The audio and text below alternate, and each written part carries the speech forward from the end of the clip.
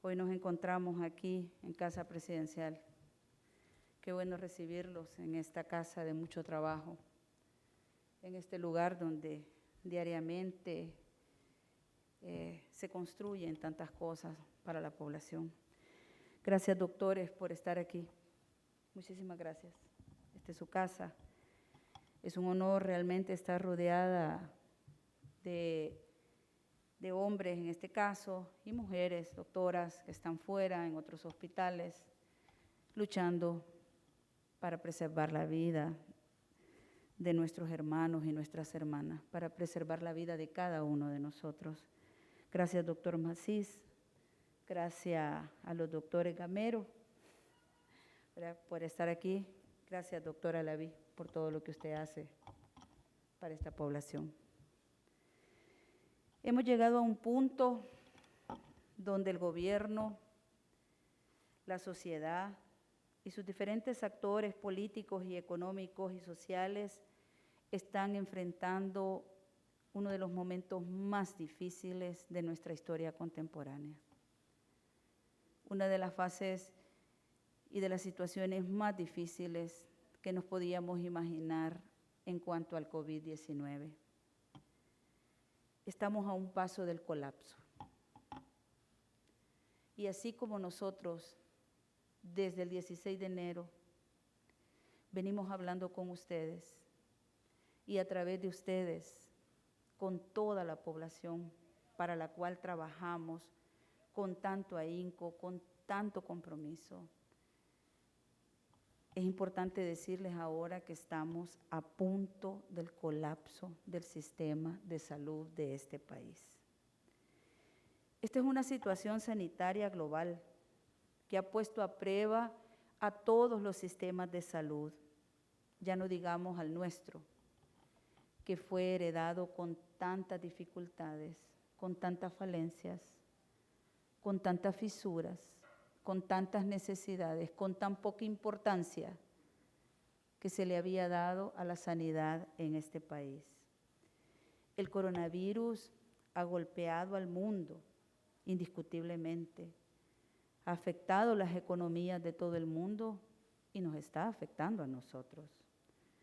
Definitivamente va a cambiar todo nuestro modo de vida, todas nuestras rutinas, todas nuestras costumbres, todas nuestras historias. Y en este momento, y ustedes lo saben, y lo sabe el pueblo, están muriendo personas valiosas. Y también están muriendo médicos, enfermeras y personal de salud que se comprometió a defender la vida y a defender a aquellos que llegan enfermos y a debatir y hacer todo lo necesario para poderlos mantener con vida, y en ese esfuerzo están entregando la suya. Esta crisis ha puesto a prueba a todos y ha sacado a flote valores como la solidaridad, y ha sido importante ver a lo largo de todo este periodo, desde el 16 de enero para acá, sobre todo desde el momento en que se empezaron a decretar las cuarentenas, muchísima solidaridad, sobre todo de los pequeños empresarios.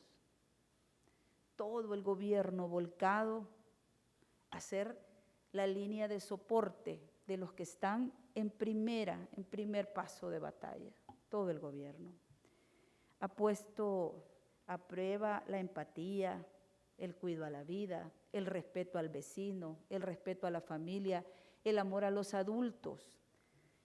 Y en todo este camino que hemos visto esa lucha fuerte, esa lucha comprometida, esa lucha heroica de hombres y mujeres de carne y hueso que tienen familia, que tienen miedo, igual que todos nosotros. También indiscutiblemente y lamentablemente es notable, en medio de toda esta lucha, es notable el bloqueo y la posición de ciertos sectores, de cúpulas empresariales.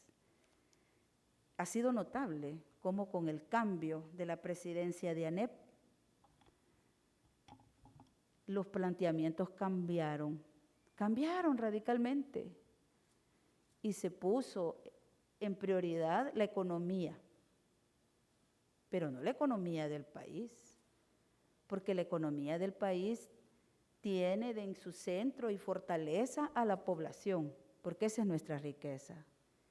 Han puesto en prioridad las economías particulares, personales, y se han hecho números de cuánto voy a perder en mi balance anual, sin importar que son sus trabajadores los que en este momento, muchos de ellos están contagiados y muchos de ellos ya necesitando una unidad de cuidados intensivos. Hoy que estamos a punto ya de colapsar, es importantísimo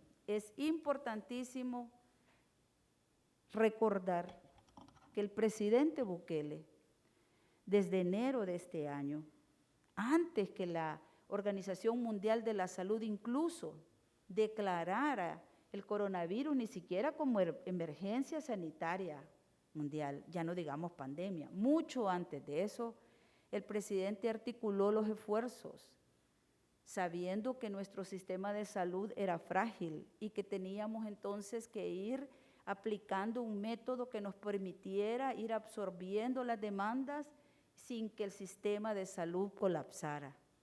Una estrategia que fue dada a conocer por él en diferentes conferencias, planteó videos, mostró las tendencias en las que se iban lamentablemente sometiendo muchos países y vimos cuadros dramáticos de países tan queridos, tan hermanos como Ecuador, por ejemplo. Presentó gráficas y proyectó por qué se necesitaban las cuarentenas de manera constante y en qué punto nosotros debíamos empezar a considerar aperturas, porque también paralelamente ha trabajado intensamente por mitigar los impactos económicos en la familia salvadoreña. Ha entregado alimentos, bueno, de hecho, esta semana estamos concluyendo los primeros 2.7 millones de paquetes alimenticios.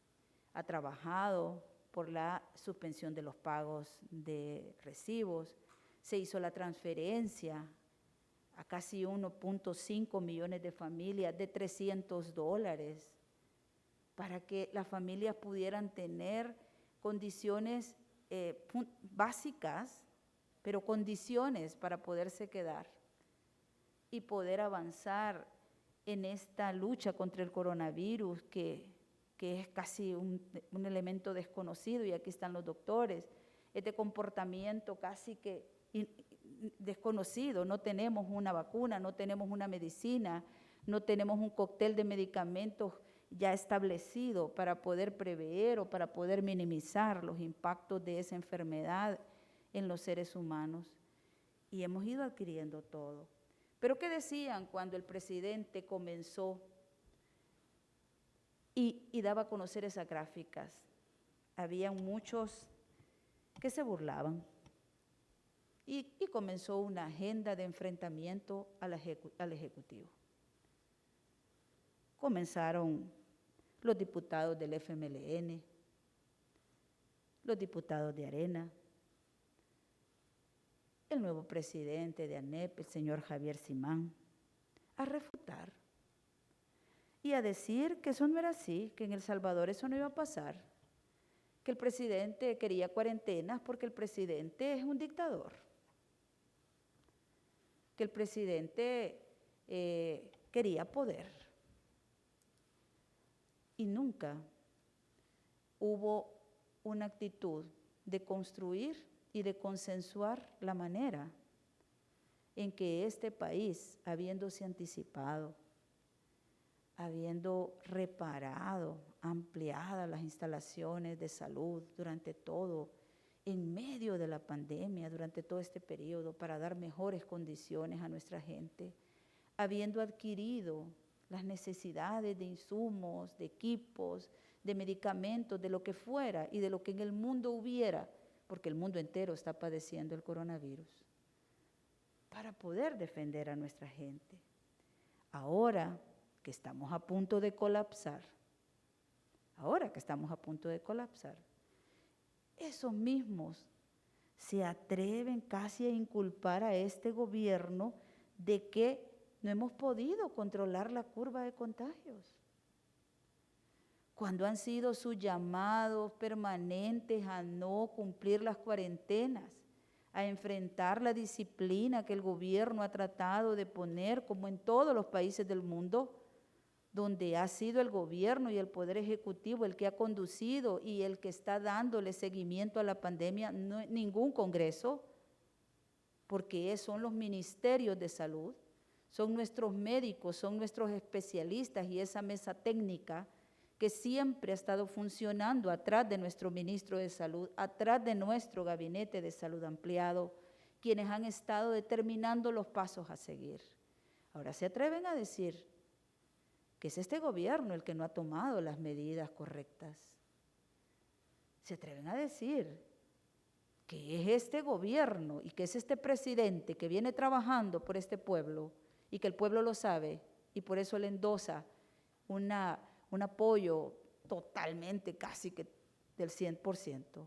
Se atreven a decir que es las medidas que nosotros hemos tomado las que no han funcionado, como si ellos tuvieran en primer lugar una fórmula para no haberlo, que no estuviéramos hasta aquí, como si ellos hubieran apoyado, como si hubieran estado allí, en ese lugar donde se tienen que tomar las decisiones duras en los hospitales.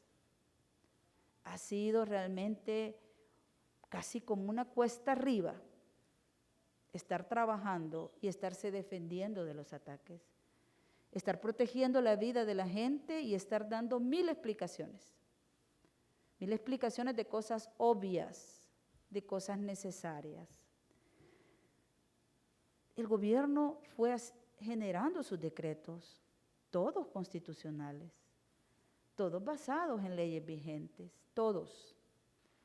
Y las medidas que se establecieron en estos decretos son las únicas medidas que en el mundo han demostrado que tienen capacidad de poder contener el coronavirus, que han sido las cuarentenas, los confinamientos, el orden para poder ejercer las actividades que se podían seguir aplicando, la utilización del DUI, de nuestra identificación para que esos supermercados no se sobrepasaran en su capacidad, para que los mercados estuvieran controlados, para que se pudiera aplicar el distanciamiento social que es fundamental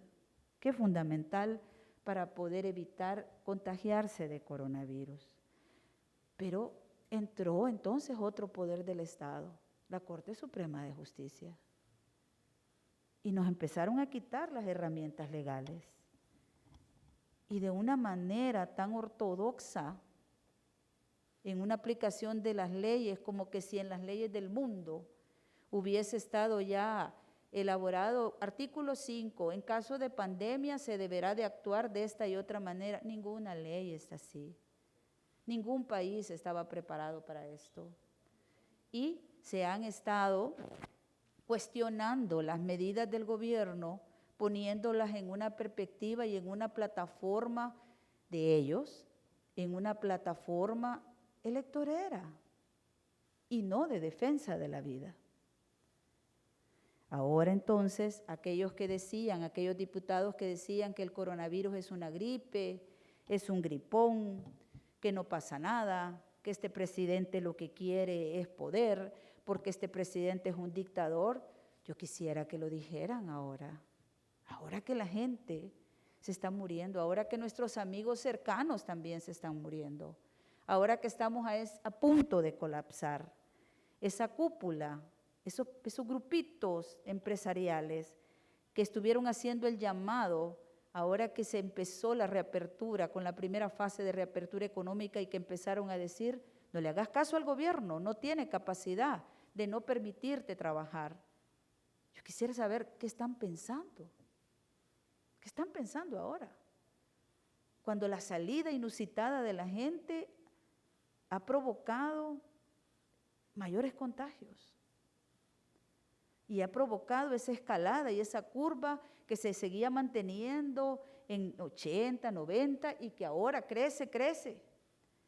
¿Y quién está muriendo? La gente.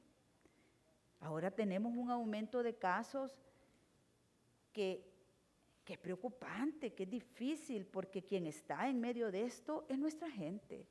Y sobre todo es doloroso, porque desde el inicio el presidente Bukele le solicitó a los diputados las leyes y las herramientas y los decretos que le permitieran salvaguardar la vida. Y todo el enfrentamiento entre los poderes ha sido porque el presidente ha luchado por defender la vida de la gente.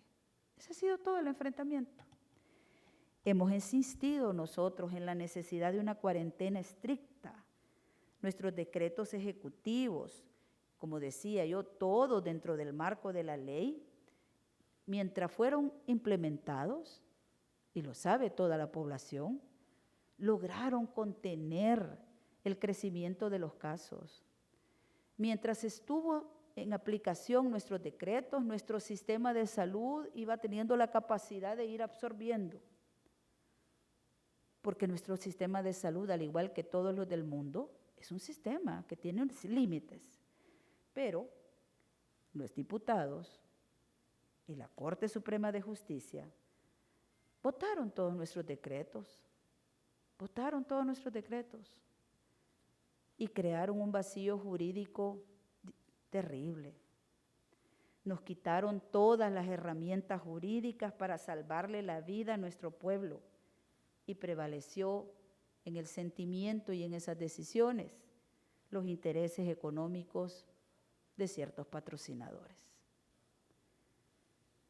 Los diputados incluso tuvieron una semana completa a nuestro equipo de gobierno discutiendo aquí con nuestro ministro de Salud si había o no había emergencia, si era o no era necesario hacer cuarentenas. Eso estoy hablando ya, hace ya unos días. Manda después la Asamblea y dice que no es a través de decretos que se puede crear un estado de excepción, que se necesita un decreto legislativo y se regresa a la Asamblea Legislativa. El presidente manda una carta y solicita que por favor le devuelvan sus capacidades, que le devuelvan la capacidad de poder contener esta situación. Y recibe respuestas políticas, partidarias, electoreras. Esta escalada de contagios y de fallecidos se ha dado en medio de esas discusiones, fuera de la realidad, discutiendo cosas que están ahí cerquita, saliendo a la calle. Cerca les queda el Hospital Rosales, cerca de la Asamblea Legislativa, pero no han querido visitar los hospitales, no han querido visitarlos. Y han creído que nuestra invitación de llevarlos a los hospitales ha sido para que ellos se enfermen, confirmando entonces que están claros que el coronavirus está y que está circulando. Pero no han querido. Se han tardado todo lo que han querido y lo que han pensado que debe ser necesario. Y ahora ni siquiera se han puesto de acuerdo. Han discutido en base a un documento que ha presentado la Presidencia de la República y han discutido y han invitado a una serie de sectores que permanentemente esos sectores han estado opinando en contra del gobierno. Y casualmente a esos sectores han invitado a escuchar sus posiciones. ¿Y qué es lo que estamos viviendo esta tarde en la Asamblea Legislativa? Ni entre ellos mismos, pues, pueden construir acuerdos de país. No se ha discutido de verdad, con verdadera voluntad, de poder darle la colaboración que la misma Constitución establece al Ejecutivo para poder hacerle frente a la pandemia.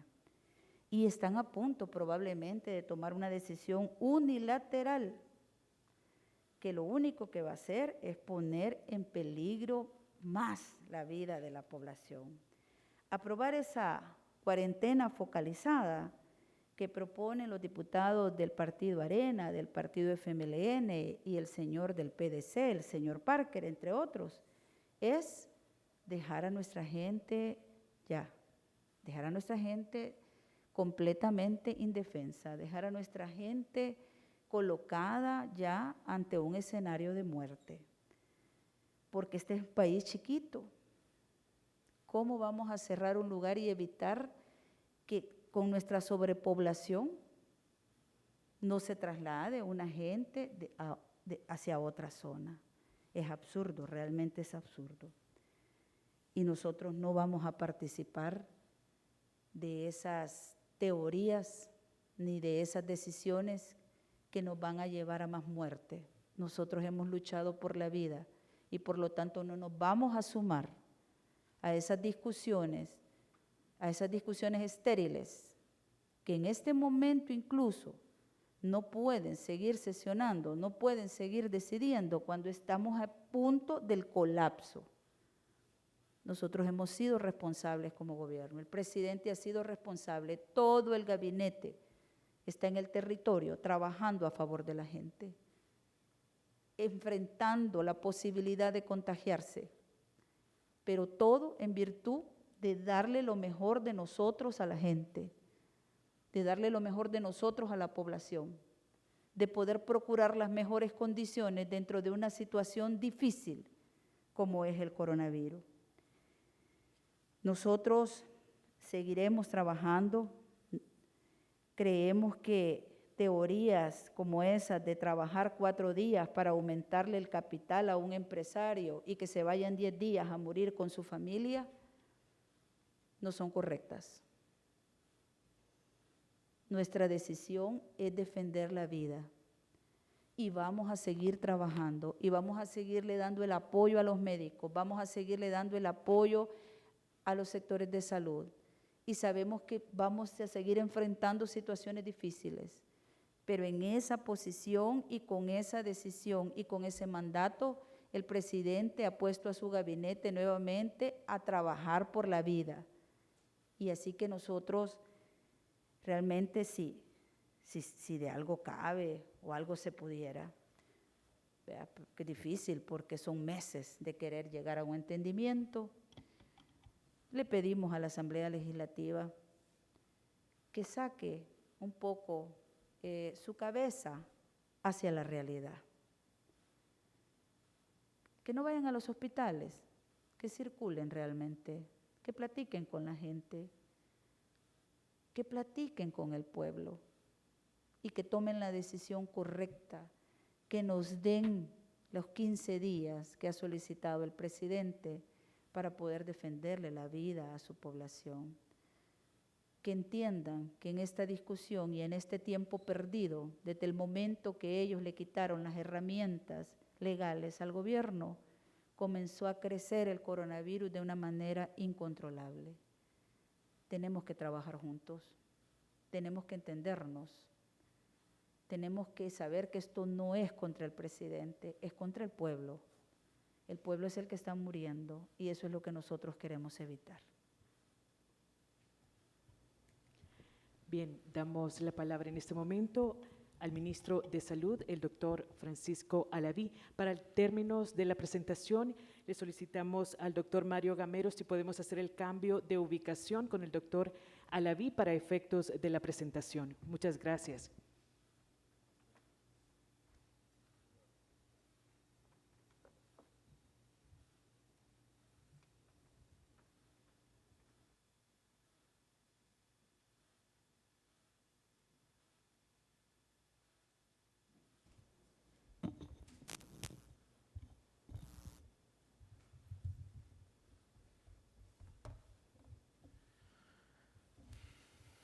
Muy buenas tardes a todos.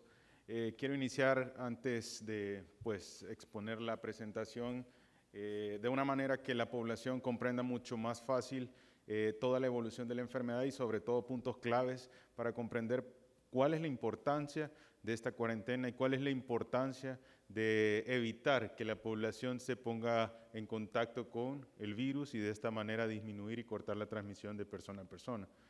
Primero, para iniciar, quiero que la población conozca que han existido pocos casos de pandemia a nivel mundial y el último antecedente fue el de la gripe española. Y para poder ampliarnos, debemos recordar que esta pandemia duró aproximadamente 2 años y que las características en las 4 pandemias que han suscitado a nivel mundial siempre tiende a generar complicaciones. Hemos visto imágenes en las diferentes etapas en el curso de estas pandemias, que es la misma característica. La población se ve expuesta ante la enfermedad, la población busca medidas en las cuales va a evitar la transmisión de persona a persona.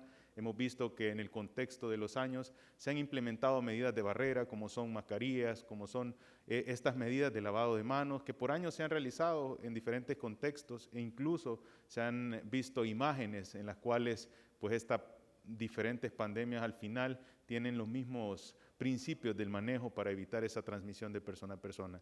Y una parte importante que hay que mencionar es que en las pandemias, en este caso, debido al COVID, no se tiene un tratamiento que va a quitar la enfermedad o que va a curar la enfermedad y tampoco se tiene una vacuna que va a limitar esta enfermedad.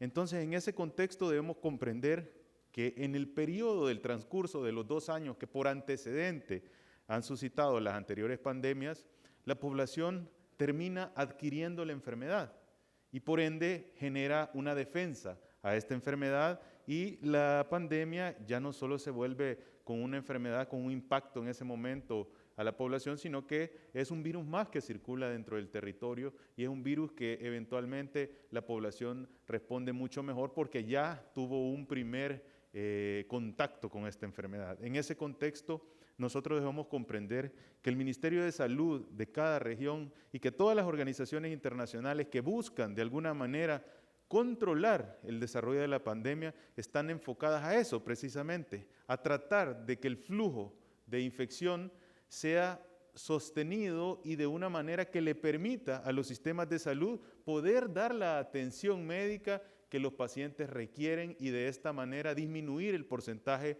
de pacientes con letalidades y de pacientes pues, que se encuentran complicados. En ese contexto, todos los enfoques de los ministerios de salud y de todas las organizaciones están abocadas a eso. No existe una cura, no existe una vacuna, no existe ningún tratamiento prometedor que vaya a curar esta pandemia hoy por hoy. Siguen los estudios y siguen los análisis. En ese contexto quiero iniciar la presentación. Sabemos que ante la llegada de esta enfermedad a nuestro territorio, que definitivamente no se originó aquí, nuestra población o nuestra muestra en la cual podría haber exposición, pues son los 7 millones de salvadoreños. En ese sentido, nosotros sabemos que dependiendo de la cantidad de pacientes que se van exponiendo o que se van poniendo en contacto con el virus, esa cantidad comienza a crecer. Ninguna medida es infalible. Se tomaron diferentes acciones que ustedes conocen desde un inicio para tratar de limitar el ingreso de esta enfermedad a nuestro territorio y de esta manera darle al sistema de salud la posibilidad de educación en todo nivel, desde el personal de salud hasta la población, además de la adecuación de los diferentes sistemas de salud, hospitales, unidades de salud que contaran con las áreas específicas para evaluación. Sin embargo, ninguna medida, distanciamiento, cuarentena, ninguna medida es infalible y siempre inicia un caso dentro del territorio porque esa es la característica de las pandemias. Esa es la característica de estas enfermedades que al final toman todos los países de las regiones y se desarrolla esta pandemia o esta enfermedad. En ese contexto, una vez inicia la pandemia, ese crecimiento tiene las características bien particulares de esta enfermedad y es que tiene una facilidad de transmisión y sobre todo que tiene ese porcentaje que, si bien es cierto, es un 20%, no es un porcentaje despreciable de complicaciones que puede traer a ciertos grupos específicos, que con el tiempo hemos ido identificando que va variando. Antes pensábamos que solo era adultos mayores de 60 años y que no daba complicaciones en personas jóvenes. Hoy hemos visto cómo personas jóvenes que tienen ciertas comorbilidades, como grupos vulnerables, pueden tener letalidades a raíz de esta enfermedad, y esto ha ido variando. En ese contexto, al desarrollarse esta enfermedad, comenzamos a ver que este porcentaje, como estamos viendo, ese porcentaje de 7 millones de personas desarrollan en gran parte la enfermedad y comienza el contagio. ¿Y cuál es la importancia de esa cuarentena? La importancia de la cuarentena es que si nosotros tenemos 100,000 personas que están infectadas de COVID, nosotros, al tener esa cuarentena de 15 días, al tener todas las medidas que van a evitar la exposición de las personas, evitamos que este salvadoreño infectado le pueda transmitir la enfermedad a 3 salvadoreños más. Y en ese contexto nosotros, al tener una población infectada, pero que se encuentra cumpliendo medidas que son la cuarentena, que son ese resguardo y esa no exposición al resto, estamos garantizando evitar esas 300,000 personas que podrían infectarse del coronavirus. Entonces, esto nos da una medida de progresión lenta de la enfermedad, porque ninguna medida, como repito, ninguna medida, ni el confinamiento más estricto va a ser infalible. Entonces, nos da la capacidad de que ese crecimiento de la enfermedad sea lento, pero sobre todo sea sostenido y permita al sistema de salud ir atendiendo toda la cantidad de pacientes que van a requerir algún tratamiento. En ese contexto, si nosotros esa cuarentena la mantenemos, ya no se expondría un salvadoreño a infectar a 3 salvadoreños más.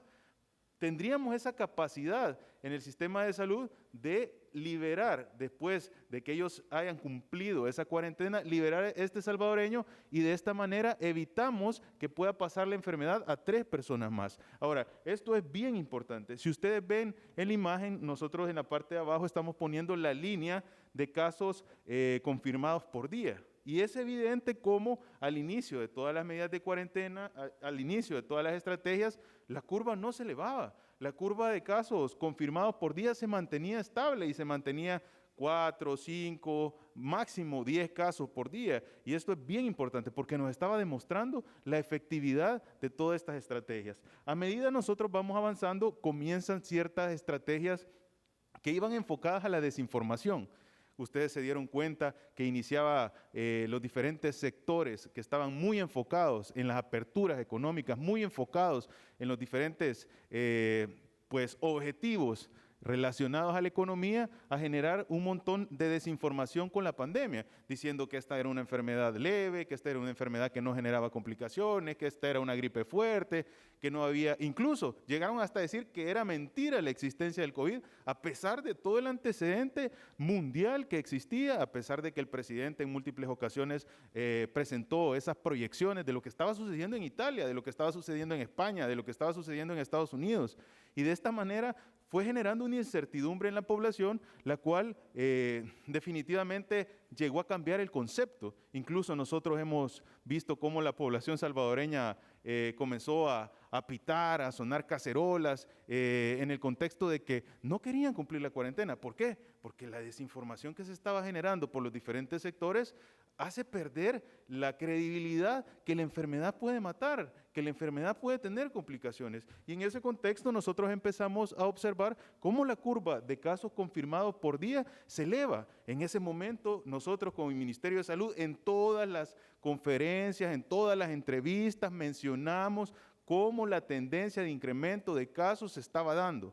Y no lo decíamos solo por los casos confirmados, estábamos haciendo mención en múltiples ocasiones que la curva de casos sospechosos seguía incrementándose. Y esto, de seguir así, llevaría al sistema de salud a entrar en un colapso. Lo mencionamos casi por un mes, a tal punto de que en su momento se nos tildó de alarmistas, se nos tildó de que esta enfermedad no existía, se comenzaron a generar un montón de desinformación enfocados a una apertura económica, inminentemente a una apertura para la economía. Y en ese sentido, nosotros seguimos viendo y continuando, llegamos a la fase 1, ¿Cuál es la fase 1? La fase 1 iniciaba una reapertura y eso estábamos hablando de 58% de la economía abierta. ¿Qué implica 58% de la economía abierta? Implica mayor exposición de la población. ¿Quiénes fueron los que iniciaron esto? ¿Quiénes fueron los que incentivaron a una apertura? Ojo, la apertura significa aumento de la exposición y el aumento de la exposición significa salvadoreños con la enfermedad de COVID, salvadoreños que pueden tener complicaciones de COVID, salvadoreños que pueden tener letalidades por COVID. ¿Quién inició en su momento esta desinformación? ¿Quién inició esta solicitud de apertura? No fue el gobierno, no fue la población, fueron diferentes sectores que ustedes conocen y que tenían objetivos diferentes a salvaguardar la vida de los salvadoreños. Y en ese contexto nosotros estamos viendo cómo la fase 1 presenta en su primera semana un incremento de los casos. Si ustedes pueden ver la línea en rojo que se traza entre los puntos de los casos confirmados por día, se había mantenido estable. Es más, en varias entrevistas en medios de comunicación me hacían esa pregunta. Hemos encontrado una estabilidad, y yo les decía en muchas ocasiones, es muy corto el tiempo para poder decir ya encontramos el punto de la estabilidad o aplanamos la curva. Debemos de seguir. Sin embargo, comenzaron toda esa desinformación y esa desinformación es evidente porque el inicio del ascenso de los casos no se dio posterior a las 2 semanas de la apertura de la economía, se dio a la primera semana. Eso quiere decir que mucho antes de entrar en una fase 1 de apertura de economía, la población salía y lo verificamos, los medios de comunicación, mencionamos en muchas de las imágenes cómo las diferentes calles estaban repletas de unidades de transporte público, cómo los diferentes sitios estaban con muchos salvadoreños en las calles circulando sin ningún tipo de restricción, y esto de alguna manera generó un incremento en los casos. Seguido de esto, inician el resultado de esa apertura del 58%. Y ustedes pueden evidenciar en la curva cómo definitivamente esa tendencia continúa al ascenso y en ningún momento ha tenido un cambio en el panorama. Siguen incrementándose los casos confirmados, siguen teniendo por ende aumento en las complicaciones de los pacientes que tienen coronavirus, sigue existiendo aumento en la cantidad de letalidades a causa del COVID. ¿Por qué?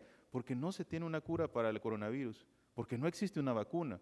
La única medida que el Ministerio de Salud puede regular ante la pandemia es el flujo y la cantidad de salvadoreños infectados con el COVID. Y de esta manera ofrecer un acceso a los sistemas de salud y una mejoría con los diferentes tratamientos que existen, oxígeno suplementario, tratamiento endovenoso, medicamentos, esteroides, anticoagulantes, con todo el resto del trabajo en el tratamiento farmacológico que se ha ido desarrollando. En ese contexto, yo pido a la población salvadoreña que se recuerde quién inició toda esa desinformación y quién inició toda esa campaña para una apertura inminente diciendo que esto era una enfermedad leve, que no existía, que era una gripe fuerte. Toda esa información, toda esa desinformación que circuló generó que hoy por hoy tengamos esto. Creo yo que todos los salvadoreños conocemos a algún familiar,